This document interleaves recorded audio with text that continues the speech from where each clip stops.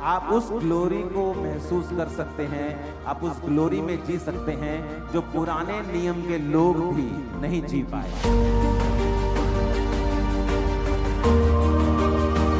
परमेश्वर कहता, मैं अंश अंश करके तुझे अपने तेजस्वी रूप में बदल दूंगा। परमेश्वर के पास आपके लिए एक ही योजना, ओनली वन प्लान। वो आपको अपनी ग्लोरी में लेकर जाना चाहता है, आपको अंश अंश करके बदलना चाहता है और आपको इस्तेमाल करना चाहता है।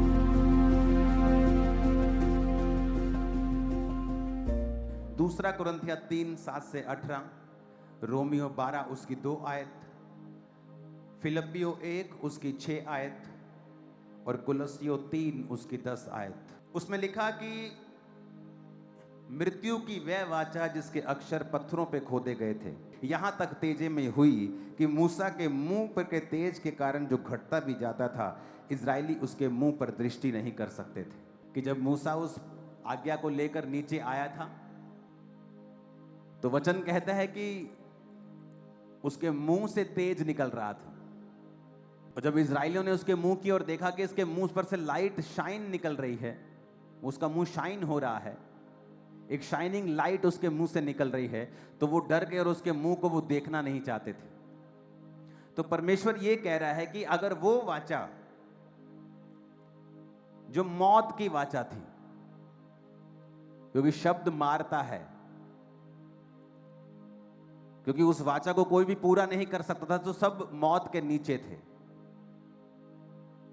कहता अगर वो वाचा तेजोमय थी, तो सोचो वो वाचा जो परमेश्वर यीशु मसीह ने दी, वो और भी तेजोमय क्यों ना होगी। 8 में लिखा तो आत्मा की वाचा और भी तेजोमय क्यों ना होगी। 9 में लिखा जब दोषी ठहराने वाली वाचा तेजोमय थी, तो धर्मी ठहराने वाली वाचा और भी चमकदार तेजोमय क्यों नहीं होगी। और जो तेजोमय था वह भी उस तेज के कारण जो उससे बढ़कर तेजोमय था, कुछ तेजोमय न ठहरा, क्योंकि वह तो जो घटता जाता था तेजोमय था, और वह जो स्थिर रहेगा और भी तेजोमय क्यों ना होगा। अब इस वचन को बड़े ध्यान से हमें समझना पड़ेगा कि परमेश्वर ने हमें क्यों बुलाया है। लिखा 16 आयत में, जब कभी भी उनका हृदय प्रभु की ओर फिरेगा तो वो पर्दा उठ जाएगा। 17 में लिखा प्रभु तो आत्मा है और जहां कहीं परमेश्वर का आत्मा है वहां स्वतंत्रता है। 18 में लिखा जब हम सबके उघाड़े चेहरे से प्रभु का प्रताप इस प्रकार प्रकट होता है जिस प्रकार दर्पण में, तो प्रभु के द्वारा जो आत्मा है हम उसी तेजस्वी रूप में अंश अंश करके बदलते जाते हैं।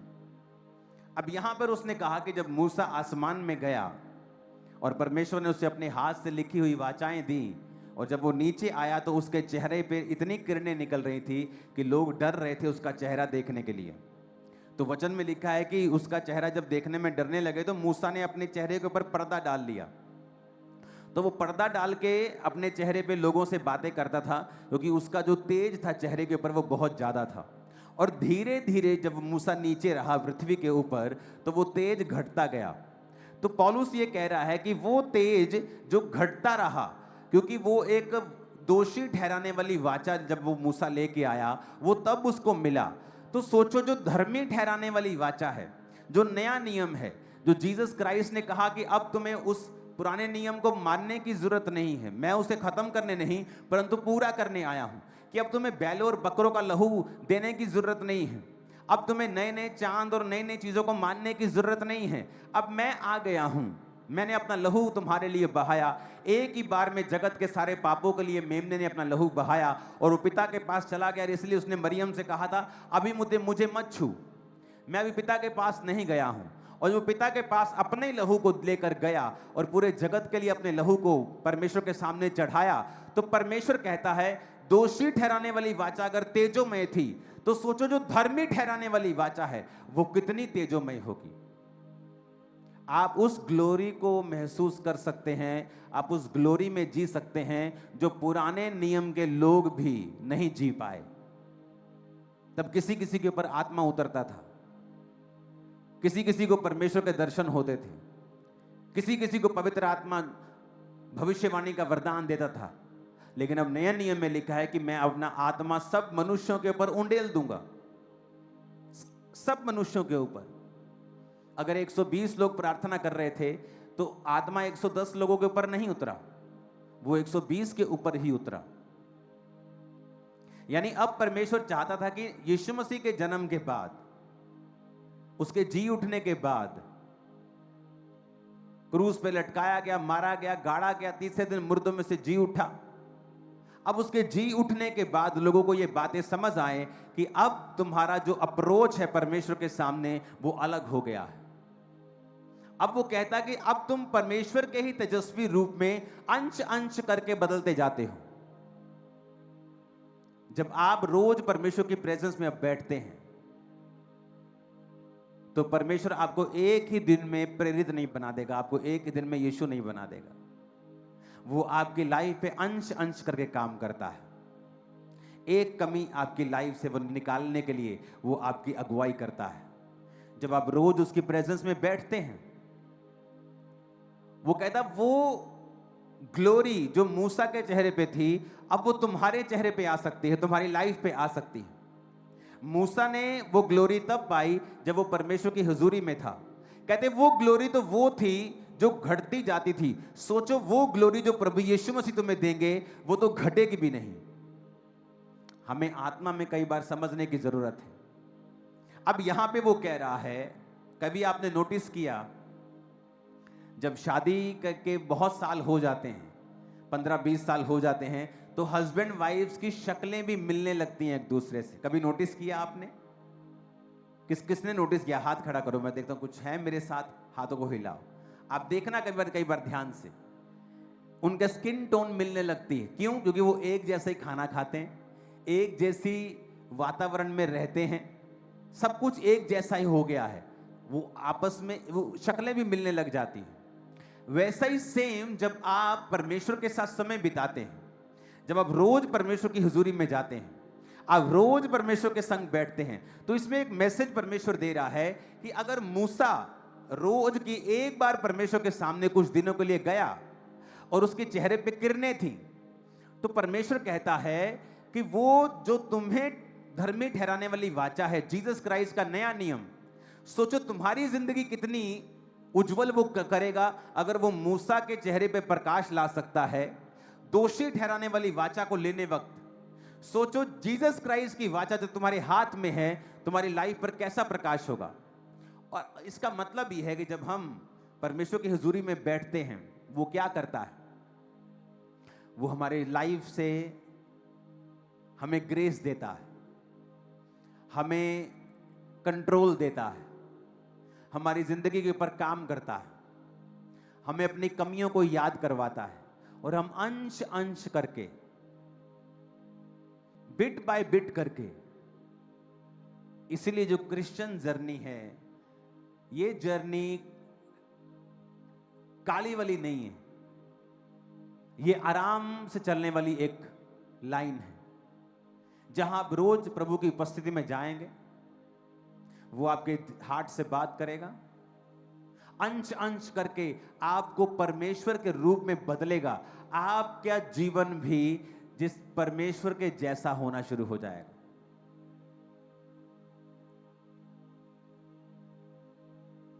परमेश्वर के अंदर कोई डर नहीं,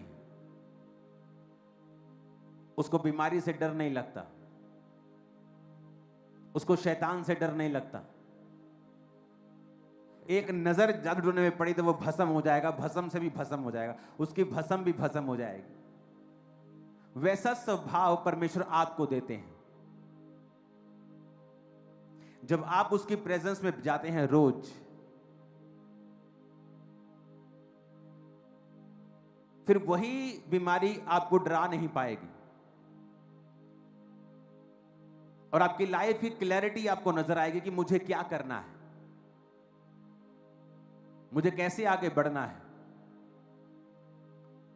और कई बार आपको अगर समझ भी नहीं आएगी, आप उसी रास्ते नेचुरली चलना शुरू कर देंगे जो परमेश्वर ने आपके लिए ठहराया होगा। ये ब्यूटी है क्राइस्ट की। आपको लगेगा कि मैं परमेश्वर प्रार्थना करूं, मुझे समझ नहीं आ रहा, लेकिन नेचुरली आप वही लाइन पे चले जाएंगे जो परमेश्वर ने आपके लिए ठहराई होगी। आज मैं बाइबल टीचिंग दे रहा हूं, आज बच्चों के लिए वचन नहीं है। हालेलुया। फिलिप्पियों 1:6 में लिखा, मुझे इस बात का भरोसा है कि जिसने तुम में अच्छा काम आरंभ किया वो उसे यीशु मसीह के दिन तक पूरा करेगा। कैसे पूरा करेगा? तुम परमेश्वर की प्रेजेंस में होंगे और परमेश्वर ने जिस काम के लिए तुम्हें तैयार करना है वो तभी कर पाएगा जब तुम अंश अंश करके बदलोगे, और अंश अंश करके तभी बदलोगे जब उसकी हुजूरी में रहोगे। और वो तुम्हारे जीवन से कमियों को दूर करेगा, जिस तरह कुम्हार पेशेंस के साथ उस मिट्टी को साफ करता है धीरे धीरे करके, फिर वो उसे गीला करता है बैप्टिज्म की तरह, फिर वो उसको मशीन पे चढ़ाकर उसको हाथ से शेप देता है और एक तरफ से उसे मारता है परमेश्वर की तरह, कि एक तरफ से वो तुम्हें संभालता है और एक तरफ से वो तुम्हें परीक्षा में रखता है। मैं आपको बता रहा हूं कि अगर आपकी लाइफ में, क्योंकि परमेश्वर के पास एक मकसद है, जिस तरह दाऊद की जिंदगी में मकसद था कि वो उसे राजा बनाना चाहता था, पर 30 साल तक वो राजा नहीं बना। परमेश्वर उसके जिंदगी में मुसीबतों और परसिक्यूशन के द्वारा आग की भट्टी में रखकर उसे साफ कर रहा था, उसे अंश अंश करके बदल रहा था, ताकि जब ये उस कुर्सी के ऊपर जाए इनफ ग्रेस हो इसके ऊपर ये संभाल सके। मान लीजिए आप, परमेश्वर ने आपकी लाइफ में एक बुलाहट दी है और एक टारगेट है। अगर आप हाउस वाइफ हैं, आप एक नॉर्मल वर्कर हैं, आप एक नॉर्मल दिहाड़ी वाले हैं, चाहे किसी कंपनी के सीईओ हैं, परमेश्वर की योजना आप सबके लिए एक है। अलग अलग सबके लिए है, लेकिन योजना उसकी एक है। वो आपको अपनी ग्लोरी में लेकर जाना चाहता है, आपको अंश अंश करके बदलना चाहता है और आपको इस्तेमाल करना चाहता है। लेकिन तभी आपको इस्तेमाल करेगा जब आप उसके जैसे होंगे, क्योंकि वो शैतान जैसे को इस्तेमाल नहीं करेगा। अब क्या होता है? अब एक चेंज आता है। वो चेंज क्या है? मान लो आप एक बहन है और आपकी जेठानी के साथ बिल्कुल बनती नहीं, आप हर टाइम कुड़कुड़ करती हैं, हर टाइम आप उसको नीचा दिखाने की कोशिश करती हैं या अपना गुस्सा दिखाने की कोशिश करती हैं। ये एक रुकावट है। परमेश्वर कहता, मैं अंश अंश करके तुझे अपने तेजस्वी रूप में बदल दूंगा। फिर क्या होगा? फिर वो होगा जो परमेश्वर ने आपकी लाइफ के लिए सोचा हुआ है कि मैं इसको इस स्थान पे लेके जाना चाहता हूं, मैं इसको उस आत्मा में यहां लेके जाना चाहता हूं, उसके बाद मैं इसकी जिंदगी में बरकत दूंगा और अपनी योजना पूरी करूंगा। पर ये बहन क्या कर रही है, ये भाई क्या कर रहा है? ये दुश्मनी रख रहा है, इसके जीवन में एक कमी है, ये व्यभिचार नहीं छोड़ रहा। फिर परमेश्वर आपको बीमार करेगा और वो आपको गरीबी में डाल देगा और फिर वो आपको परीक्षा में से लेकर जाएगा। आप सोचोगे क्या हुआ, कैसे हुआ, क्यों हुआ? फिर आप बोलोगे यस, ये है इधर एक प्रॉब्लम, आप उसे सॉर्ट आउट करोगे। और वो एकदम से नजर नहीं आती।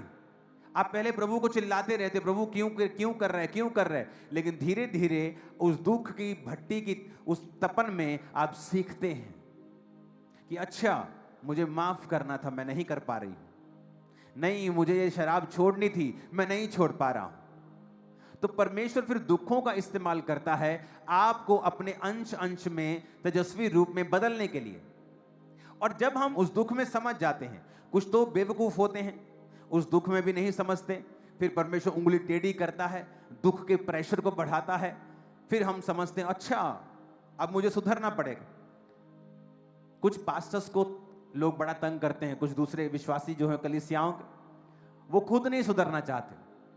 और जब मैं उन पास्टर्स से मिलता हूं और बोलता हूं अपनी कलीसिया में पाप के अगेंस्ट प्रचार करो, अगर तुम नहीं करोगे तो लोग बीमार रहेंगे, लोग अलग अलग मुसीबतों में रहेंगे और सिर तुम्हारा खाएंगे, तुम्हें बोलेंगे ले हैंड करो, जबकि वो ये नहीं देखेंगे कि हमारी जिंदगी में ये प्रॉब्लम है कि परमेश्वर हमें अंश अंश करके बदलना चाहता है। कई बार अगर आपकी लाइफ में आपको पता है कि ये मेरी लाइफ में एक दिक्कत है, मैं आपको आज पुलपिट से आत्मा से बोल रहा हूं, आपको भी और पास्टर्स को भी, अभी सुधार लो, इससे पहले कि परमेश्वर आपको खींचे। अगर आपको लगता है कि ये टीवी देखना मेरी एक आदत बुरी है, उसे कम कर दो, खत्म कर दो। आपको लगता है कि ये मेरी आदत एक बुरी है, उसे खत्म। परमेश्वर इंतजार करता है, वो बड़ा धीरजवंत है, मजे से करता है। वो 2 3 4 साल देखता है आपको, आप नहीं सुधर रहे, फिर वो आपको छूता है। और जब वो छूता है तो बहुत मुश्किल करता है, क्योंकि वो चाहता है कि आप अंश अंश करके बदलें। और उसे पता चलता है कि एक आपकी गंदी आदत ने आपके उस चीज को खत्म कर दिया है। अब परमेश्वर आपको बदल नहीं ले पा रहा, आपको बदल नहीं पा रहा है, आप आगे नहीं बढ़ पा रहे, ग्रेस आपकी रुक गई है। तो फिर परमेश्वर आपको बीमार करता है, या आपको मुसीबत देता है, या आपको गरीबी देता है, या आपको कोई मुसीबत, कोई बड़ा प्रॉब्लम आपकी लाइफ में एंटर करता है। और फिर आप मसीह में हैं और आप प्रेयरफुल हैं, बट सडनली आप अपने आप को एक प्रॉब्लम में फंसा हुआ पा रहे हैं। और ये समय होता है जब परमेश्वर धीरे धीरे धीरे आपको रियलाइज करवाता है कि ये प्रॉब्लम तेरी लाइफ में, ये दिक्कत थी, देख तुझे इतना मौका मिला, 6 महीने मिले, साल मिला, तुझे मालूम था 1 साल से कि ये मेरी लाइफ की कमजोरी है, 2 साल मिले, 3 साल, तू नहीं सुधरा। तब परमेश्वर को वो काम करना पड़ा आउट ऑफ लव, क्योंकि वो तुम्हें नाश होता हुआ देखना नहीं चाहता है। अगर आप एक विश्वासी हैं और अगर आपके साथ ये हो रहा है तो शुक्र मनाओ, क्योंकि परमेश्वर ने आपको त्यागा नहीं है, वो आपसे प्यार करता है। और अगर आप एक विश्वासी हैं और आपके साथ ऐसा नहीं हो रहा है गलती करने के बावजूद, you are in a very dangerous place. आप एक बहुत डेंजरस प्लेस पे हैं, क्योंकि परमेश्वर आपको सुधार नहीं रहा तो वो आपको नाश करेगा पूरी तरह से। ये उसकी दूसरी साइड है, मैं आपको बता रहा हूं। अगर उसने आप पर गिव अप कर दिया है ना, लोग बोलते परमेश्वर गिव अप नहीं करता, छोड़ दो इस बात को, परमेश्वर बहुत महान है। किसी पास्टर ने प्रीच किया और मुझे इतनी जलन हुई अंदर से। ये जो फेक लोग होते हैं ना, फेक पास्टर्स, फेक प्रॉफिट्स, ये वचन को भी तोड़ मरोड़ के अपने मुताबिक पेश करते हैं, क्योंकि उन्होंने अपने आसपास के जो लोग होते हैं ना, उनमें कुछ गड़बड़ें करनी होती हैं ताकि वो दोषी न ठहरे और सब उनको अच्छी निगाह से देखें। और उसने कहा कि परमेश्वर के पास आपके लिए प्लान्स हैं। If you fail in one plan, he has another plan. That's a biggest joke, rubbish. ऐसा नहीं है। परमेश्वर के वचन में मिलावट करनी बंद कर दो। परमेश्वर के पास आपके लिए एक ही योजना है, ओनली वन प्लान। अगर आप उस प्लान से फिरते हैं, उसके पास आपके लिए कोई दूसरा प्लान नहीं। प्लान एक ही है। अगर परमेश्वर ने योना को कहा कि तू निनवे जाएगा, प्लान वही है। योना फंसा, योना मछली के पेट में गया, योना तौबा की, योना को फिर वही फेंका प्रभु ने, कहता यही प्रचार कर बेटा, यहां ही तेरी बुलाहट है।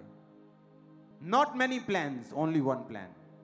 अब वो तुम्हारे ऊपर है, तुमने वो प्लान जूतियां खा के, पत्थर चाट के पूरा करना है, दुखी होके, बीमार होके, कलेशों में जाके, संकट में पड़ के यूं होना है, तो वो तुम्हारी मर्जी है। बहुत से लोगों से मैं अपनी लाइफ में मैं मिला हूं। बहुत से लोगों को मैंने बोला यहां शादी मत कर, अगर तू यहां शादी करेगा, करेगी, तेरी सेवकाई खत्म हो जाएगी। वो सेवकाई खत्म है आज उन लोगों की, टैलेंटेड लोगों की। उन्हें लगा वो अपने टैलेंट से नहीं, कॉलिंग से। और वो कॉलिंग परमेश्वर आपको एक जगह ही देता है, आप 10 जगह नहीं बुलाए गए। आप वो प्लान मिस करते हैं तो आपके ऊपर है। आप उस प्लान पे स्टक रहेंगे सालों साल। वो सालों साल वेट करता है। 20-20 साल मैंने लोगों को उसी पोजीशन पे देखा है, जहां गिरे वहीं पड़े रहे, जब तक उन्होंने फैसला नहीं किया हां हम वापस जाएंगे उसी ग्लोरी में। अब आपके ऊपर है। आपको प्लान समझ आ गया कि परमेश्वर मेरे को अंश अंश करके बदलना चाहता है। उसे दिक्कत नहीं है आपकी लाइफ में बड़ा गुनाह है, छोटा गुनाह है, बड़ा भारी, आप बार बार गलती कर रहे हैं, उसे प्रॉब्लम नहीं है। वो चाहता बस उसे खत्म कर दो, अंश अंश बदल जाओ, दैट्स इट। वो कोई भी गलती हो सकती, उसे छोड़ दो। लेकिन जब आप कंटिन्यू करने लगते हैं और उस वचन के लिए बहाना ढूंढने लगते हैं, उस पाप के लिए, तो परमेश्वर आपको देखता है कि आप एक डेंजरस प्लेस के ऊपर हैं और आप अपनी साल्वेशन गवा सकते हैं, तो फिर वो आपको मुसीबतें देने शुरू करता है। और अगर आपकी स्पिरिचुअल आईज ओपन है, आप समझ जाते हैं कि ओके, मुझे इस लाइफ में इस जगह सुधार करना है। और कई बार परमेश्वर आपको लगातार, पवित्र आत्मा आपको बोलता रहता है ये काम मत कर, इस काम को कम कर दे, इस काम को खत्म कर दे, और आप नहीं सुधरते हैं। आपका स्टेप होना चाहिए, आपका स्टेप होना चाहिए। ओके, अगर आप मोबाइल पे ज्यादा समय व्यतीत करते हैं और पवित्र आत्मा आपको रोकता है, तो आपका फर्स्ट स्टेप होना चाहिए कि ठीक है, आज मैंने 3 घंटे बिताए, कल से मैं 2.5 बिताऊंगा, एक हफ्ते बाद मैं 2 घंटे बिताऊंगा, मैं 1.5 घंटा, एक हफ्ते बाद 1 घंटा, मैं नीचे आऊंगा, मैं बेटर होऊंगा हर डे, एवरी डे। परमेश्वर देखता है आपको, ओके, ये आदमी सुन रहा है, ये औरत सुन रही है, ये अंश अंश करके चेंज हो रहा है। तो परमेश्वर की योजना बनी रहती है, क्योंकि वो आपको एक स्थान पे लेके जाना चाहता है। अगर दाऊद उस ग्लोरी तक पहुंचना चाहता है जो 16 साल में डिक्लेयर कर दी गई थी मान लो, और 30 साल तक भी उसकी लाइफ में नहीं पहुंची, क्यों? क्योंकि दाऊद की जिंदगी में अभी तक वो बदलाव नहीं हुआ था। जब परमेश्वर ने देख लिया अब दाऊद इस काबिल है, इस ग्रेस को हासिल कर लिया है कि ये उस कुर्सी पे बैठ सकता है, तो भी उसको पूरे इज़राइल का राजा नहीं बनाया, एक गोत्र का। कौन था गोत्र? वो कौन सा गोत्र था? ऊंची बोलो, ऊंची बोलो। देखो बाइबल नहीं पढ़ते लगता तुम लोग। कौन से गोत्र का राजा बनाया गया था उसको? यहूदा, एक गोत्र का। अभी 12 गोत्रों का राजा नहीं बनाया, पूरे इज़राइल का नहीं, एक गोत्र का। 37.5 साल बाद पूरे इज़राइल का राजा बनाया। तब तक परमेश्वर उसे अंश अंश करके बदल रहा था। क्रिश्चियनिटी काली वाला काम नहीं। आप 2 साल में ही आप बोलो कि मैं ऐसा बन जाऊं, नहीं होगा। वो धीरे धीरे आपको लेके जाएगा। आप एक दिन वचन सुन रहे होंगे, एक कमी निकल जाएगी। एक दिन वचन पढ़ रहे होंगे, कमी निकल जाएगी। एक दिन प्रेयर में बैठे होंगे, कमी निकल जाएगी। एक दिन वचन सुन रहे होंगे, कमी निकल जाए। और वो धीरे धीरे आपके जीवन से कमियां निकालता है, ताकि उस ग्रेस के लिए आपको रेडी कर सके जो आपकी लाइफ में परमेश्वर देना चाहता है। इससे बेहतर है कि आप एक परीक्षा में फंसें, फिर उससे सीखें। इससे बेहतर है कि जब परमेश्वर धीमी आवाज में आपसे कुछ कह रहा है, उसे फॉलो कर लें। ये मैं as a man of God आपको बोल रहा हूं, और ये होने वाला है। जो धीमी आवाज में बोला गया खुदा का शब्द है, अगर उसे आप इग्नोर करते ही जाएंगे, तो वो एक दिन सांप का बच्चा अजगर बन के आपके सामने खड़ा हो जाएगा। जब यीशु ने चंगा किया 38 साल के रोगी को और कहा फिर से पाप मत करना, तो उसने ये नहीं कहा प्रभु कौन सा पाप। उसे पता था कौन सा पाप। अगर मैं आपको बोल रहा हूं कुछ छोड़ना है, तो आपको पता है क्या छोड़ना है। साइलेंस होगी चर्च। छोड़ना है, पता है क्या छोड़ना है? बोलो यस पता है। नहीं पता बाइबल पढ़ो, रोज परमेश्वर की हुजूरी में बैठो, चर्च कभी मिस मत करो, ग्रेस को हासिल करो।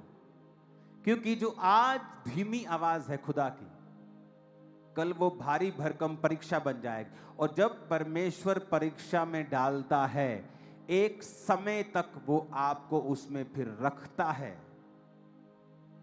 वो जल्दी डालता नहीं है। जब वो डालता है तो कानों में हाथ लगा देता है, कानों पे हाथ लगवा देता है। फिर वो बेहतर है, अपने पड़ोसी को बोलो कि तू उस परीक्षा में ना पड़े, ये बेहतर है। अगर आप पास्टर हैं तो ये वचन दुगनी पावर के साथ आपकी लाइफ में काम करता है। ये वचन, ये वाला, आप तेजस्वी रूप में बदलते भी ज्यादा हैं और आपकी परीक्षा भी भारी है। तो ये पास्टर लोगों के लिए आज बाइबल टीचिंग हो रही है। अपने पड़ोसी को बोलो आराम से सुधर जा। नहीं, दोबारा बोलो इसको। बोलो अपने पड़ोसी को, बोलो जब धीमी आवाज आए तो सुधर जा। मां कई बार करती है ना घर में, ओ कुड़िए आज नहीं गिलास जरा, कुड़ी टीवी च लगी, ए कुड़िए आंदी है ना आवाज पे पूरी, तो बंदा डर जाता है, हाँ मम्मी आया, मम्मी आई। तो परमेश्वर भी ऐसा ही है। जब तुमको धीरे आवाज दे रहा है, सुधर जाओ। क्योंकि सुधर जाना, मैं आपको बता रहा हूं, मैं आपको डरा नहीं रहा हूं। अगर आप परीक्षा में फंसे, आप एकदम से नहीं निकलोगे। आप पूरा कोर्स करोगे और उसको सीखोगे, आंसू बहाओगे रोज। एक तरफ परमेश्वर आप अपना हाथ आपके ऊपर भी रखेगा, आपको नाश नहीं करेगा, और दूसरी तरफ वो आपको तपती उस दुख की भट्टी में डाल देगा। और जब तक आपका कोर्स पूरा नहीं होगा और आप बंदे नहीं बनेंगे, तब तक वो आपको बाहर नहीं आने देगा।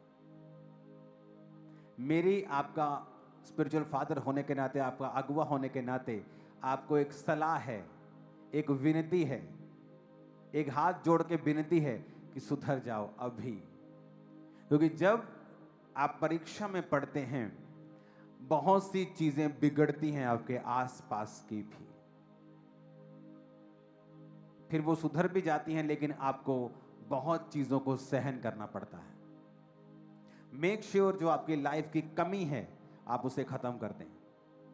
क्योंकि आपको 4 साल से कोई प्रॉब्लम नहीं हुई, उसके कारण इसका मतलब ये नहीं है कि 5 साल में नहीं होगी या 6 साल में नहीं होगी। वो कहता वो धीरजवंत है, धीमा है क्रोध करने में, पर परमेश्वर के हाथों में पड़ना एक भयंकर बात है। मेरा ये विश्वास है आज की बाइबल टीचिंग आपकी लाइफ में बड़ा काम कर रही होगी।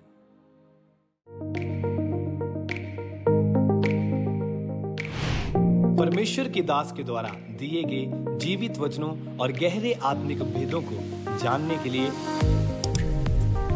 आप हमारे YouTube चैनल को अभी सब्सक्राइब करें और बेल आइकन को दबाना ना भूलें, ताकि हर एक नई अपडेट और अनाउंसमेंट सबसे पहले आप तक पहुंच सके।